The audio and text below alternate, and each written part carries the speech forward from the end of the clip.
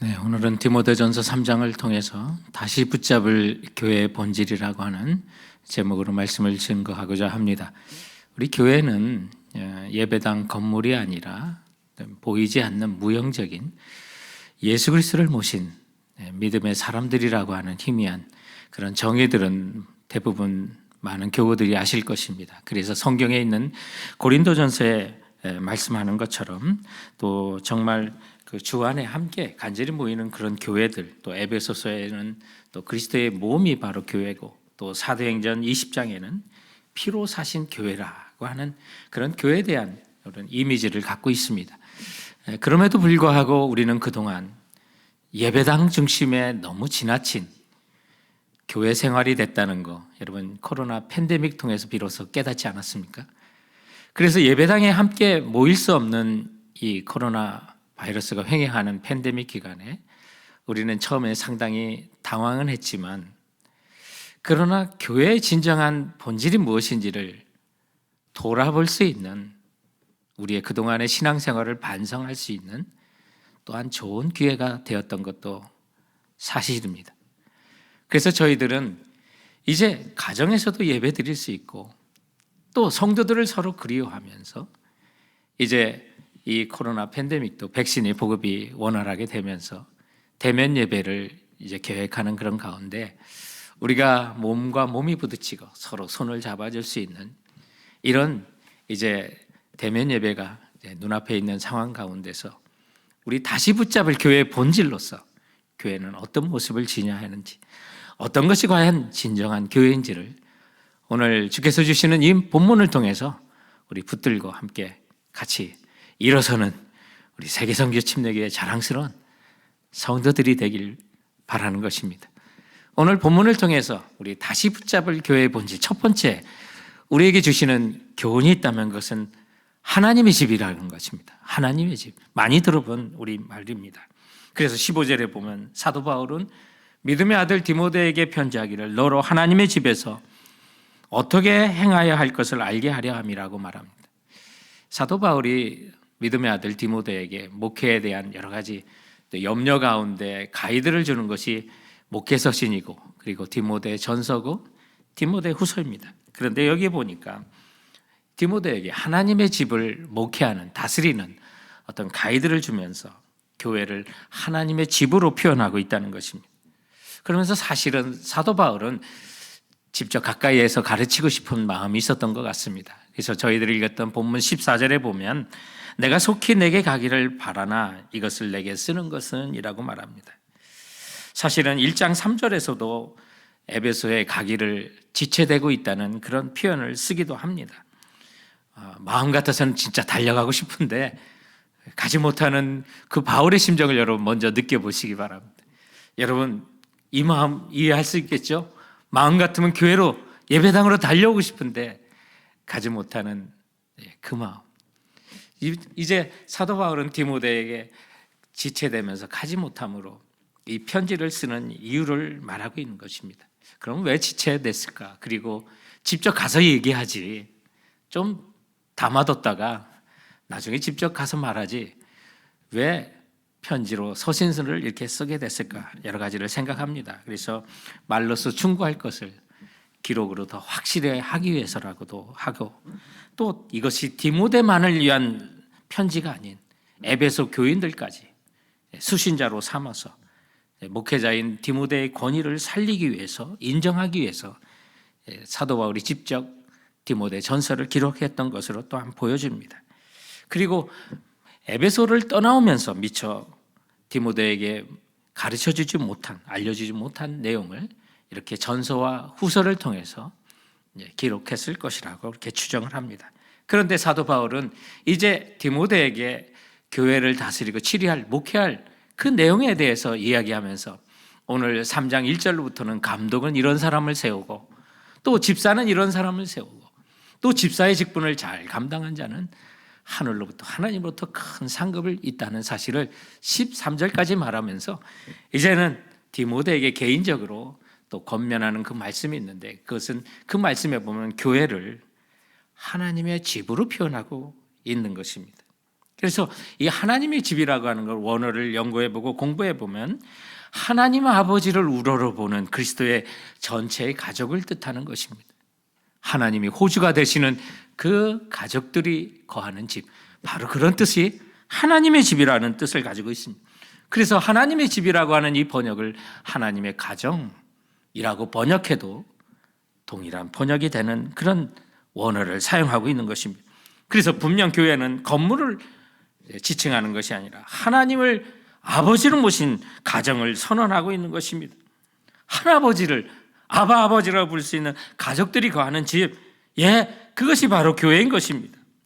여러분 생각해 봅시오. 우리는 믿음을 갖기 전에 하나님의 가족이 아니었습니다. 하나님을 알지 못했고 외국인이었고 외인이었고 천국의 소망이 없어 마귀의 지배 아래 죄 가운데 지내며 살았던 자입니다. 그런데 우리 주 예수 그리스도로 말미암아 그 믿음으로 말미암아 하나님의 가족이 된 것입니다. 요한복음 1장 12절에 있는 말씀처럼 영접하는 자 곧 그 이름을 믿는 자들에게는 하나님의 자녀가 되는 권세를 주셨으니 이는 혈통으로나 육정으로나 사람으로 뜻으로 나지 아니하고 오직 하나님께로서 난 자들이, 바로 그런 자들이 모인 곳이, 그래서 하나님 아버지를 같이 아버지라고 부를 수 있는 그 공동체, 여러분 바로 그런 사람들이, 그런 공동체, 그런 가족들이 머무는 것이 교회고 하나님의 집인 것입니다. 그래서 교회를 지칭하고 교회론을 가르치는 에베소서 2장 19절에 보면 이제는 너희는 외국인도 아니요 외인도 아니요 손도 아니요 손님도 아니요 오직 하나님의 권속이라, 하나님의 집안에 다 들어와 있는 가족이라고 말하고 있습니다.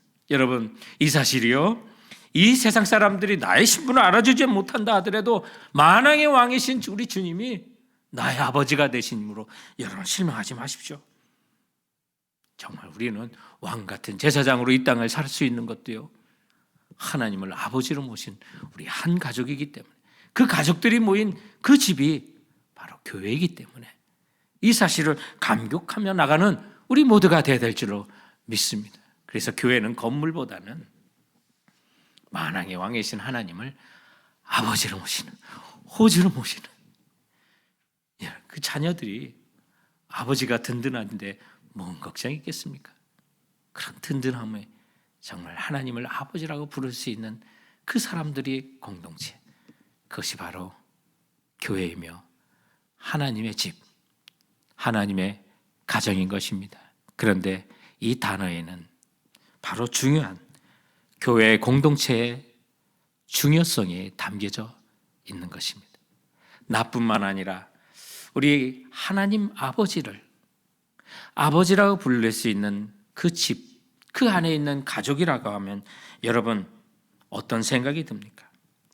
집이요 가정이라고 할 때 요즘은 혼자 사는 단독 세대들이 많아서 지금 이 사회가 많이 변하지만, 그러나 집이요 가정이라고 했을 때는 공동체, 가족 공동체를 이야기하지 않습니까? 그래서 사실은 우리 신앙생활에 있어서 현대교회가 정말 많이 잊어버리고 코로나 팬데믹으로 인해서 우리가 많이 그리워하는 게 그 공동체의 사랑의 연합이 더욱 중요한 것을 이번에 깨닫지 않았습니까? 그래서 할 수만 있다면 이제 순수한 사랑의 공동체로 주님 앞에 함께 일어서는 것을 더 사모하고 우리 교회가 그런 사랑의 공동체가 되어야 한다는 것입니다. 여러분 하나님의 집, 하나님의 가족이라고 했을 때는 사랑으로 결속된 신앙 공동체라는 점 우리가 다 인정하지 않습니까? 가족이 하나로 묶는 건 법이 아닙니다.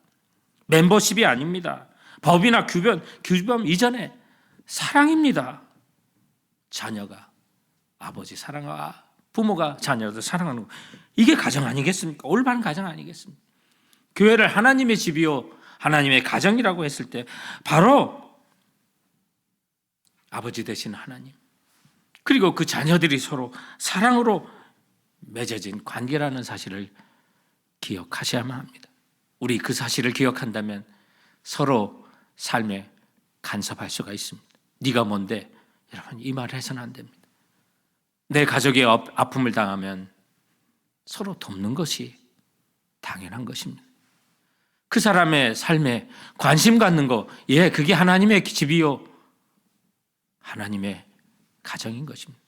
너무 감사한 것은 이 코로나 팬데믹 이 기간 동안 경제적인 어려움 당하는 성도들이 많고, 또 그런 가운데 우리 성도들에게 하나님께서 풍성한 은혜의 마음 주셔서 1년 넘게 지속적으로 사랑을 베풀 수 있도록 하신 것도, 그거 하나님의 집, 하나님의 가정으로서 당연한 겁니다. 그게 진짜 교회입니다. 서로의 삶에 관심을 가져야 하고, 때로는 여러분, 내 자녀가 잘못된 길을 가고 있다면, 우리 가족 중에 정말 잘못된 길을 걷고 있다면 여러분 치리하고 또 감독하는 거, 이거 당연한 것입니다. 이거 마땅히 받아들여야만 합니다. 오늘날 초대교회에 비해서 현저하게 떨어지고 있는 오늘 교회의 본질적인 모습에서 많이 벗어난 부분이요, 교회의 치리와 감독이 많이 사라지고 있다는 것입니다. 그래서 내가 잘못된 길을 갖고 또 신앙에서 진리에서 벗어난다면 사랑으로 다가오는 치리나 감독에 대해서 여러분 아멘하고 여러분의 삶을 고칠 필요가 있게 되는 것입니다. 이런 일들을 참 너무 조심스럽고 잘하지 못하는 것이 이 교회에 대한 온전한 본질과 뜻을 우리가 알지 못하기 때문에 섣부르게 치리하고 또 잘못을 지적하다 보면 참 어려움이 있습니다. 우리 교회 안에서도 여러분은 알지 못하지만 공식적인 치리도 있었고 또 비공식적인 치리도 있습니다. 그런데 그때마다 정말 우리가 하나님의 집이요 하나님의 가정으로 우리가 교회가 서로 사랑으로 관여할 수 있고 돌볼 수 있다는 공동체 의식이 있다면 그거 아멘으로 받아야만 합니다. 그런데 실상은, 돌아오는 대답은 교회가 어디 이것밖에 없냐? 그 치리를 받은 그 사람들마다 교회를 떠나는 아픔을 저는 보고 겪었습니다.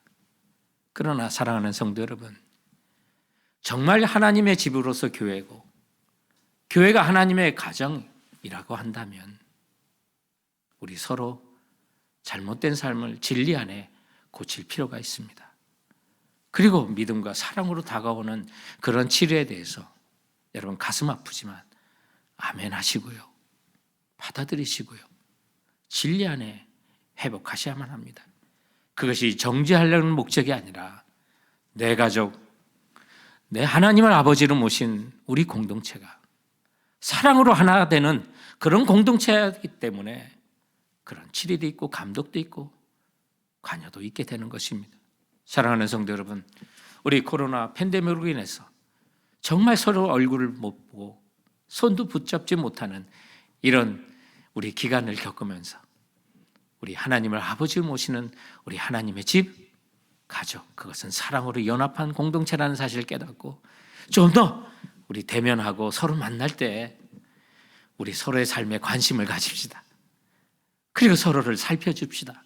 그리고 진로에서 벗어난 길이 있다면 우리의 절차에 따라서 조용하게 사랑으로 서로의 삶을 세워줄 수 있는 그런 하나님의 집이요 하나님의 가정으로 교회가 세워지는 우리 모든 공동체가 되시길 주님의 이름으로 축원드립니다.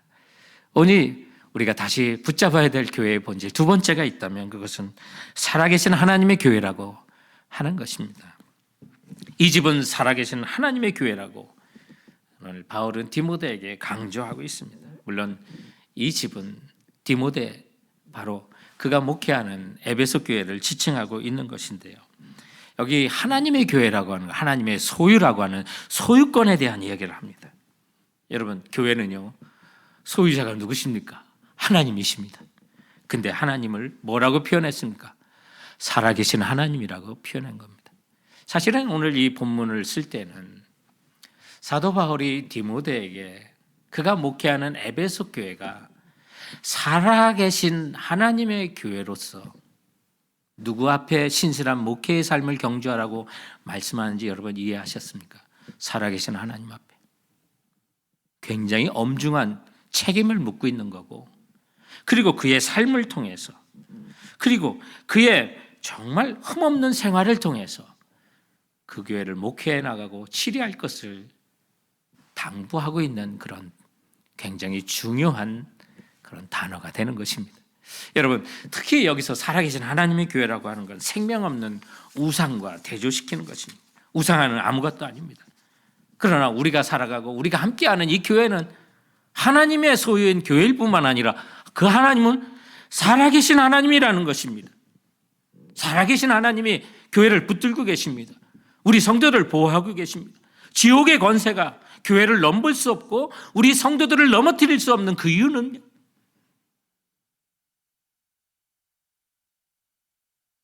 하나님의 이 교회가 살아계신 하나님의 교회라는 사실을 기억하십시오. 이 사실을 기억한다면 교회에 섬기는 우리 재직들, 봉사자들 옷깃을 여미고 교만한 자세를 가져야만 합니다. 때로는 교회 안에서 정말 교회가 자기가 주인인 것처럼 행세할 수가 있습니다. 그런 사람들도 많이 있고요. 목회자들에게 그런 실수가 자주 찾아오기도 합니다.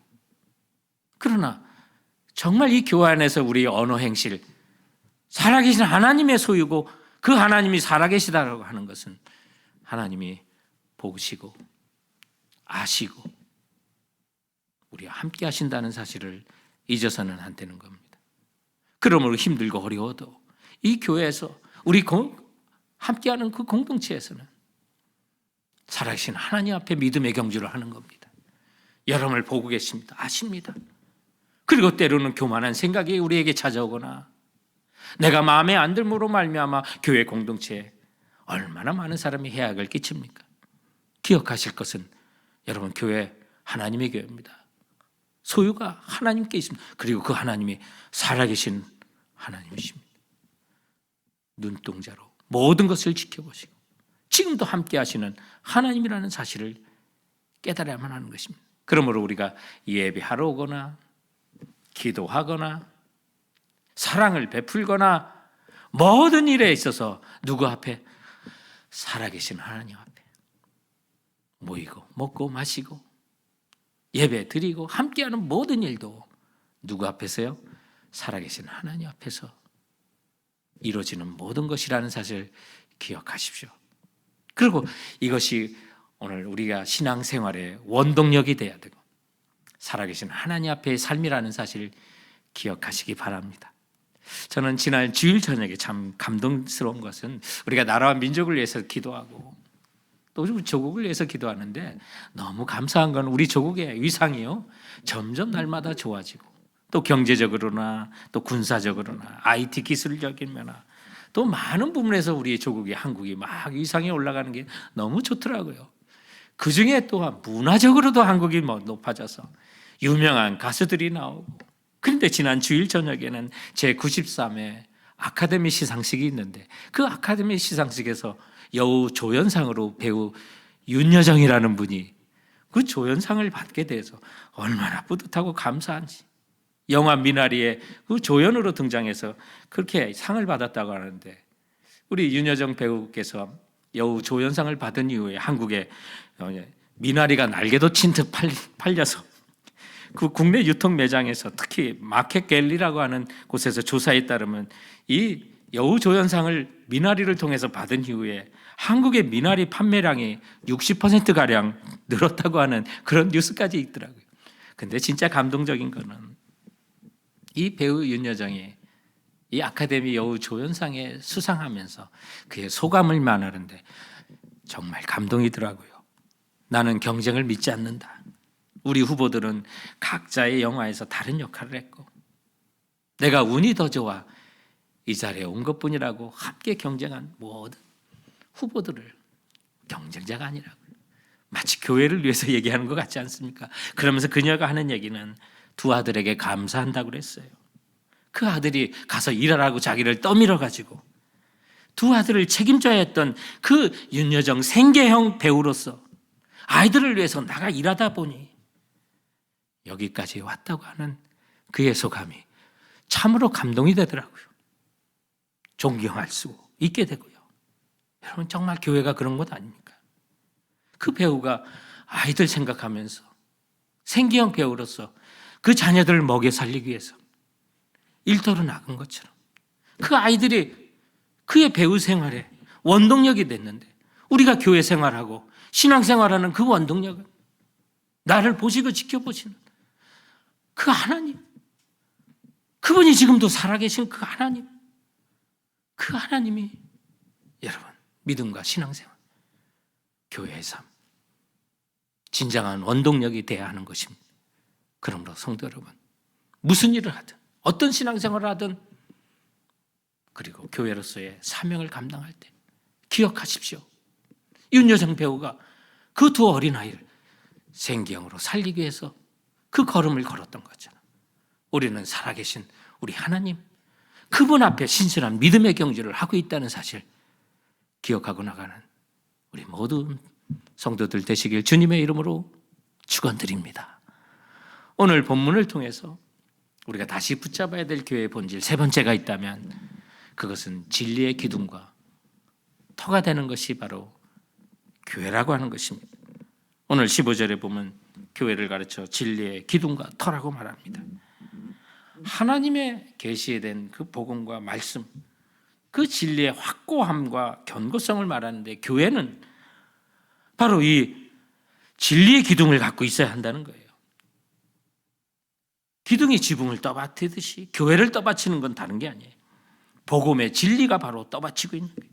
그래서 교회는 세상 이야기하는 것이 아니라 구원의 진리를 지키고 선포하는 것입니다. 십자가의 도가 세상에는 미련하게 보일지라도 그 십자가와 복음을 지키고 예수 그리스도의 죽음과 부활을 전하는 곳, 그것이 바로 교회입니다. 이 진리의 기둥이 무너지면 교회가 무너지는 거예요. 그리고 교회를 가르쳐 또한 진리의 터라고 그랬어요. 터라고 하는 건 집이 서 있는 땅을 말하는 거 아니겠습니까? 그 터가 터전이 견고해야 그 위에 세운 건물이 안전하게 설 수 있는 것처럼 터전이 약하면 시간이 지남에 따라 건물이 기울어지고 결국 무너지게 되는 거예요. 그러므로 교회를 세우는 그 진리의 터는 바로 복음이에요. 우리 주 예수 그리스도가 진정한 터가 돼야 돼요. 그 위에 굳건히 서야 되는 거예요. 세상적인 지식과 세상적인 그런 생각들이 교회에 들어올 때가 있어요. 조심해야 돼요. 막아야 돼요. 교회의 기둥과 터는 진리세요. 그 진리는 곧 우리 주 예수 그리스도세요. 그리고 그 진리의 기둥과 터는 우리 주 예수 그리스도에 대한 바로 신앙의 고백이에요. 그래서 마태복음 16장 16절에 보면 예수님께서 시몬에게 너는 나를 누구라 하느냐? 시몬 베드로가 대답하여 가로되 주는 그리스도시요 살아계신 하나님이십니다. 그때 18절에 예수님께서 이런 말씀하셨죠. 내가 이 반석 위에 내 교회를 세우리니 음부의 권세가 이기지 못하리라. 그렇습니다. 교회는요 바로 주는 그리스도요 살아계신 하나님의 아들이십니다. 이 고백을 하는 이 진리의 기둥과 터 위에 세워지는 그런 공동체라는 사실을 여러분 기억하시기 바랍니다. 오늘날 우리 보면 비진리가 진리로 인정받는 시대입니다. 거짓이 통하는 시대입니다. 그렇게 타락한 시대에 살고 있습니다. 성경대로 믿는 사람이 여러분 조롱당하는 시대입니다. 오늘날 종교 다원주의를 이루고 예수 그리스도 외에도 구원이 있다고 말합니다. 오직 그리스도만이 길이요 진리요 생명이라고 하면 정말 손가락질 받는 그런 시대에 살고 있습니다. 그러나 우리가 거기에 흔들리면 기둥이 흔들리는 거고 터가 무너지는 것입니다. 요한복음 14장 6절에 있는 것처럼 예수님이 곧 길이요 진리요 생명이니 나로 말미암지 않고는 하나님께 나올 자가 없느니라. 다른 이로서는 구원받을 만한 받을 수 없나니 천하 만민이 인간의 구원을 얻을 만한 다른 일을 우리에게 주신 일이 없습니다. 우리 이 사실을 고백하고 그 진리의 기둥과 터 위에 서 있는 바로 그것이 교회인 것입니다. 그러면 세상적으로 좋고 또 교회에 적용하고 싶은 것이 많을지라도 이 진리가 아니면 여러분 교회를 흔드는 것입니다. 기둥을 삭히는 것이고 터를 연약하게 한다는 사실을 기억하시고요. 우리가 모일 때마다 교회로 함께할 때마다 우리 주 예수 그리스도 그분만이 우리의 진리의 기둥이시여 터라는 사실을 서로 고백하시고 간증하시고 은혜를 나누시면요 그게 더 견고한 교회로 세워지는 것을 기억하는 우리 성도들이 되어야 될 줄 믿습니다. 자, 그렇다면 우리가 다시 붙잡아야 될 교회의 본질 마지막 네 번째가 있다면 그것은 바로 신자들의 교회라는 겁니다. 우리 주 예수 그리스도에 대한 그 고백에 대해서 그 기둥과 터가 되심에 대해서 아멘 그렇습니다. 그리고 그것을 부인할 자가 없는 믿는 자들의 교회, 신자들의 교회. 여러분, 이것이 교회의 또 다른 정의가 되기도 합니다. 그래서 교회를 가르쳐서 신자들의 교회, 믿는 자들의 교회라는 그런 말을 많이 씁니다. 빌리버스 처치라고 하는 그런 말을 많이 쓰는데요. 오늘 16절에 보면 크도다 경건의 비밀이요 그렇지 않다 하는 이가 없도다라는 말을 합니다. 여기서 경건의 비밀이라고 하는데 이 비밀이라고 한 것은 인간의 지혜로서가 아니라 하나님의 지혜로서 주신 복음이신 예수 그리스도를 지칭하고 있는 것입니다. 사람이 생각할 수 없는 예수 그리스도의 우리를 위한 구원의 그 모든 은총과 그분의 인생 모든 부분, 그게 바로 복음이에요. 그런데 이것이 신비로운 거예요. 비밀이에요. 그래서 우리 영어로는 비밀이라는 거, 시크릿이라고 하는 그런 단어를 쓰지만 오늘 이 비밀이라고 하는 원어를 보면 미스테리온이라고 하는 원어를 사용하고 있습니다. 어디서 많이 듣던 영어 단어지 않습니까? 바로 이 미스테리온에서 온 영어가 바로 미스테리입니다. 그렇기 때문에 오늘 이 비밀이라고 하는 그 단어를 신비로 번역하는 것이 좀 더 가까울 수가 있습니다. 여러분, 우리에게 주신 예수 그리스도의 복음은 신비로운 복음입니다. 그런데 이 신비로운 복음에 대해서 그렇지 않다 하는 이가 없다고 말합니다. 다시 말하면 이 복음에 모두 아멘하는 자들이 모인 것이 교회인 것입니다. 그래서 믿는 자들의 교회, 신자들의 교회라고 말합니다. 그런데 이 비밀을, 이 신비를 경건의 비밀, 경건의 신비라고 그랬어요. 이 경건이라고 하는 그 단어를, 원어를 이렇게 공부해 보면 이게 진정으로 하나님을 경외하는 영적인 상태를 말합니다.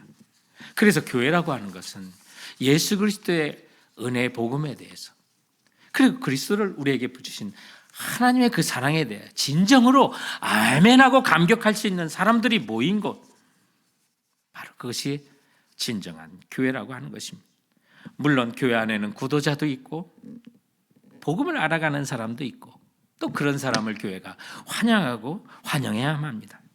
그러나 교회를 지칭할 때는 여러분 기억하십시오. 신자들의 교회, 믿는 자들의 교회, 그래서 그 사실에 대해서 그렇지 않다는 자들이 없는 것이 진정한 교회 정의가 되는 것입니다. 그래서 교회는 교단은 아닙니다마는 이 성경의 진리에 대해서 아멘하고 그렇지 않다 하는 자들이 없는 것이 또한 교회라고 하는데, 이것이 좀 진리에 대한 순종하면서 굉장히 중요합니다. 왜냐하면 우리 교회가 속한 침례교회는 예수 그리스도를 구세주로 믿음으로 고백하는 자에게만 물에 잠기는 침수의 침례를 베풀고 있습니다.